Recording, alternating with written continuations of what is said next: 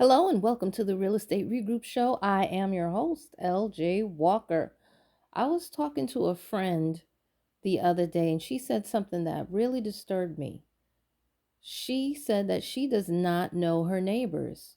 She's been living in the same building for 20 years, and some of the neighbors that she doesn't know have also been living in the building for 20 years as well. So I'm like, wait a minute, this is not how we were raised. If you're a kid from the 70s, you watched Mr. Rogers' Neighborhood. And one of the songs he used to sing was, "Who are the people in your neighborhood? In your neighborhood? In your neighborhood?" So, not saying hello to one another, not ever speaking to one another, and you live right next door to them. This, by the way, this is a co-op. Sorry, not co-op. This is a condo that she lives in, and it's about 10 apartments on that floor. Okay. She doesn't necessarily, in my eyes, need to know every single person on the floor, but the person that's right next to her, for her not to know that, that's odd to me. That doesn't make any sense. As a matter of fact, that's very dangerous and it's not good at all. It isn't. It isn't. Even though, yes, her building does have a security guard and they do have cameras, it is still important for you to know the people. Now, you don't have to know all of their business, okay? But you can be cordial. It's good that, you look out for one another. You can take each other's packages at least. I mean, hell, I have property outside of the state that I live in. And I know one neighbor that's down there. I did try to reach out to some other neighbors, but I haven't heard back from them. But at least I know one neighbor down there. I also, the realtor and the boots on the ground person that I have, they know, they have introduced themselves to the neighbors in the area. And guess what, guys? One of the neighbors actually put the flooring down for me. Hello. I got it done at a discount price. Hello. That's why it's good to know the people in your neighborhood because they can do little things for you. Now, do I know all of his business? No, I don't know all of his business. I don't. However, they've been taking packages from me as well. Well, the other neighbor has. So, guys, I'm telling you, it's not good at all to live this way. I'm not sure if it's a generational thing or if it's because the neighborhood in which she lives in is gentrified and there's a lot of transplants. Now, I do understand this part. You have some people who come to work a job and they only come for a short period of time. So, for those people not to be friendly, that's understandable. But those people, honestly, those type of people would normally rent a place. They're normally not going to buy a condominium, right? But she's been there 20 years and the neighbor's been there 20 years. So they obviously did not just move in there for the job. They obviously moved in there for other reasons. Okay? But yeah, this here, this is not good. This is not good because criminals, they look at this. They watch this. And they use it to determine which neighborhood, which building in the neighborhood, and which person in the neighborhood that they are going to go and attack. Okay? Knowing your neighbors automatically makes the neighborhood safer, more supportive, and you have a network of allies.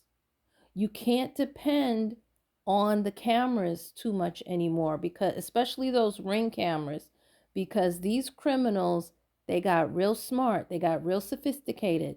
They got IP scramblers that will mess with the camera and make it look like they weren't there. The police know about it. Well, at least the New York City police know about it. And I have seen this on the news additionally. So that's why it's important that you know your neighbors. Okay? Because besides collecting packages and stuff like that, I live with my mom. She's elderly, right? So when I go away, I have people that can check in on her. They don't necessarily have to come into the house, but they can pass by and they can see, like, is the light on, and let me know she's okay. And if there's an emergency needed, I'm not there, I'm comfortable knowing that I have someone who is there to help, right? Because, like, she can't shovel snow. She can, maybe do like 1 or 2 inches, but if 10 inches of snow come, she can't do that. But guess what, guys? I got a neighbor that can do it and will do it for food, not even for money necessarily, but for food. You see what I'm saying? So that's why it's important to know the people that are in your neighborhood. Let me tell you something else, too. Myself and a former friend of mine, we went away. We stayed at an Airbnb. The former friend, he's more friendly than I am. I feel like when I go to an Airbnb, I'm on vacation or I'm on a business trip, I don't really feel like I need to know the people in the neighborhood so much. I'm not necessarily cold to them, but I'm not extra warm. He is. He's that way no matter where he goes. So we met a guy across the street. He was very nice to us. In the beginning, we did not know he was a criminal. We found out later that he was. We did not partake in any criminal activity, just so that you guys know. But anyway, um, my friend wanted to go out and get pizza, but he didn't know the area that well. So he got lost, called me.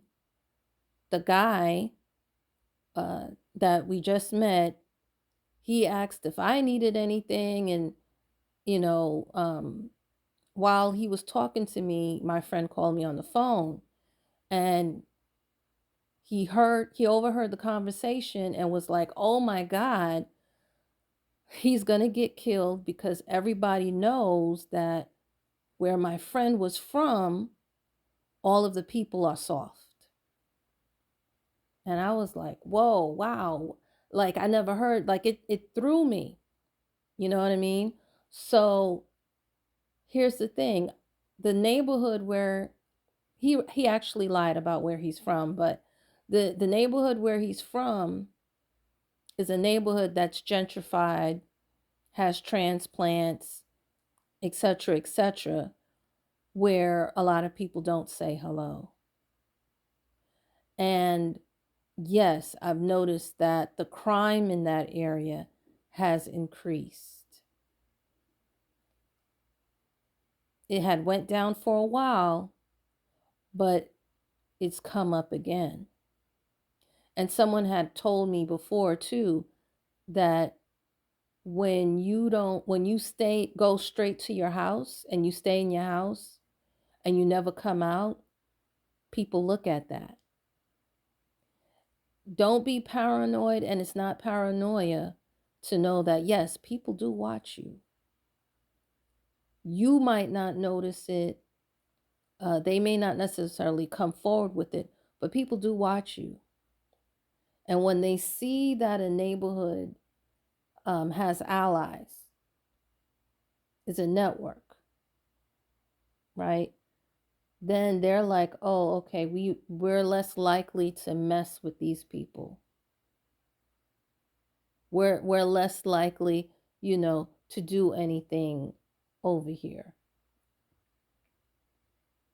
because these people look out for one another.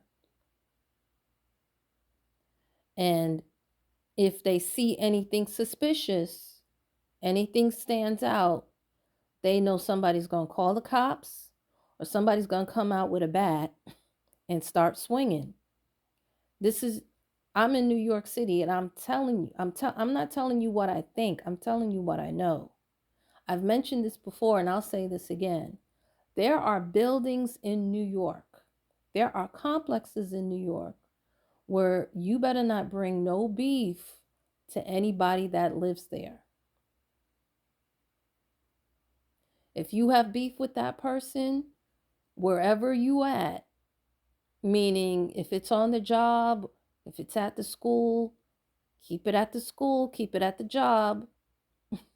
Because if you walk into that place, you might not walk back out. Because the whole building is going to come down and they're going to come down on you. They're not asking no questions. They're not going to ask, what is this about?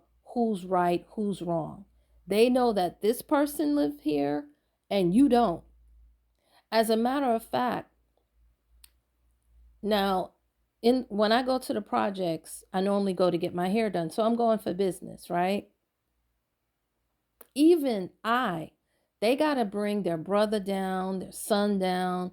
Some man normally has to come down and get me and take me upstairs so that everybody knows that I am not there to cause problems, that I am safe. Because a lot of these projects don't have security at all. Some have cameras, but not all. And as I mentioned, a lot of these criminals are very tech savvy and they're messing with the cameras. So people are still coming down and they will fight for theirs. As long as you live in the building, you are theirs. The whole building is your family, not just your blood relatives. You understand what I'm saying? So, yeah, it's like that. Now, not all buildings are violent like that. You have some buildings where they're not violent, but if they see you and you live in their building and somebody is messing with you in a way that they shouldn't, then they're going to call the cops. That's just how it is here. I don't know how it is in your neck of the woods, where you guys come from, but that's how it is here.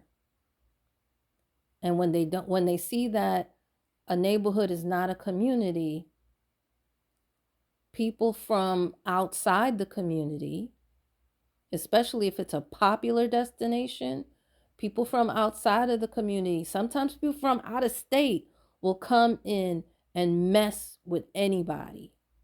So guys, make it a New Year's resolution. If you don't know your neighbors, get to know your neighbors. Get to know them.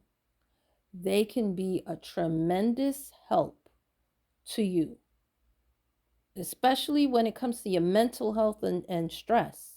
This way you don't feel like you have to constantly look over your shoulder and everything, turning around and being so suspicious. Get to know. And I'm not saying you got to know every single person. It's nice if you do. There are definite benefits if you do. But at least know the person that lives right next door to you. At least knows the person who lives right in front of you. And it may even behoove you, if you live in an apartment building or a small multifamily, to know the person that lives above you and the person who lives below you. And watch how you communicate, because that's what destroys a lot of relationships. going in front of people and just talking to them all crazy and what have you. No, talk to them with respect. That needs to be a resolution for a lot of other people, because many people are not respectful, and they think it's cute to disrespect others. Okay? You don't want to do that with your neighbors. Be cautious how you approach them. Even if they do something wrong to you, something that you don't like, let them know, yeah, I don't like that. But try to find a way to say it so that they don't get offended. Because what you want is, you want an apology and you want a change of attitude, or, for them to be aware of whatever it is that they did. You don't want it to turn into where uh, they hate you. You don't want that. All right. So yeah, those are the two resolutions that some some of you need to make. Is that most definitely, because I'm telling you, criminals, they look at that, they take that, and then they start um saying, okay, we can target this neighborhood because they don't talk to each other. In this neighborhood, we can target this building because it's easy. Even squatters do that. Squatters be in their cars looking to see what houses have lights on and what houses don't have lights on, who lives in that house, uh, what time they come in. Thieves too. What time you come in, what time you leave. And it's good not to come in and leave the same time all the time, or come in and leave the same way all the time, especially when you live in a very popular city like New York City. You want to change it up and switch it up every once in a while. Because I'm telling you, I'm not paranoid. I know what I'm saying. I don't think it, I know it. That there are people that do watch, and you might not be aware of it, but just because you're not aware of it, that doesn't mean that it is not happening, because it does. It does. I'm living it right now. Okay. And as a matter of fact, myself, I have to speak to a few people and let them know, you know what, your ego is messing up the love and support that this community needs. Because right now, crime in our area is risen. Now, we know each other, right? We support each other, but not, to be honest, not all 45 homes do. Okay.